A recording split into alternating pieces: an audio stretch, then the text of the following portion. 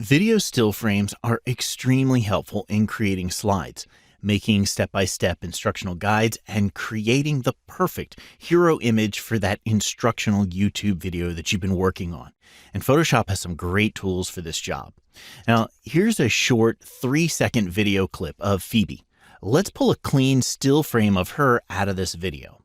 Now, the first thing we need to do is get the video into Photoshop, and we have a couple of options for this. We could, of course, go up to the File menu and select Open. Then navigate on our hard drive to the video file. I've got mine here on my desktop, and then simply open it up. I'll press Command- once to zoom out so we can take in the entire frame. Now, if you go this route, Photoshop will open the movie as what's called a video group. Now, at the bottom of the screen is your timeline panel. This is a panel we haven't seen before. There are some common play controls over here. Clicking on this icon will play the video, and you can simply use the space bar to start and stop the video playback as well. There's a cut tool here to split the video at the playhead for doing some basic editing, and a playhead that you can use to scrub the video with. Now, as you scrub the video or while you're playing it, the video may look soft focus at first, but as soon as you stop the video, Photoshop will render the frame sharply. I'm going to drag this panel group up a little bit more so we can get a better look at the other features here. If you twirl down the arrow for the video group, you can see we have some other controls for keyframeable properties such as position, opacity, and style. At the bottom of the panel is a zoom slider that you can use to zoom in and out of your timeline to get a better look at the specific frames that you're working with. Over on the right, we have a new layered grouping called a video group that should remind you of the artboards that we worked with in the last chapter, and our video clip is sitting as a single layer here in Photoshop. Now, that's the basics of video clips, but getting our still image out of this clip does not seem like a very straightforward process, and that's because there is another way to open a video clip. Let's go back up to our File menu, and this time come down to Import, and then select the option for Video Frames to Layers.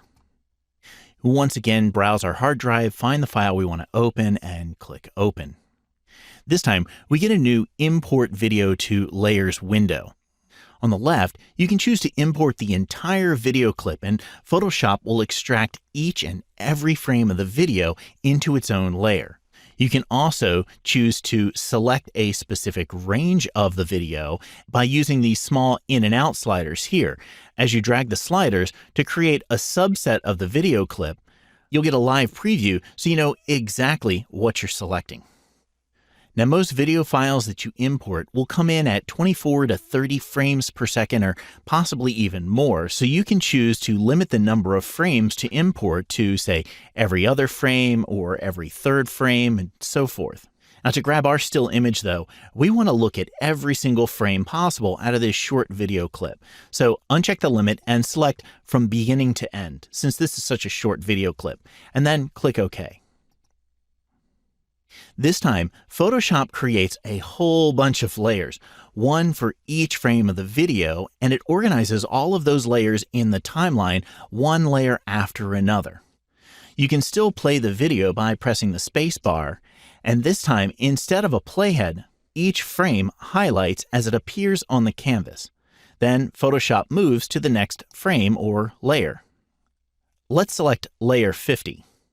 Phoebe is just starting to turn her head, and we're seeing a bunch of motion blur here. Let's click back through the layers one by one, and if you scroll your layer panel up to the same frame that you're on, as you click on each layer, you can see that what Photoshop is doing is it's turning the visibility for that layer on. Now, here around frame 45, Phoebe's come back into sharp focus, and her ears are just starting to come forward. If we continue going back frame by frame, we'll see that around frame 40, she's at full alert. Now, this is the frame that we're looking for. And since this frame is on its own layer, here in the Layers panel, we can use all of the skills that we've already learned in Photoshop. For instance, if you hold down Option or Alt, you can drag the layer onto the new layer icon to bring up the duplicate layer window. We can rename this layer as Phoebe, select the document drop-down, and select a new document. I'll call this new document Alert, and then click OK.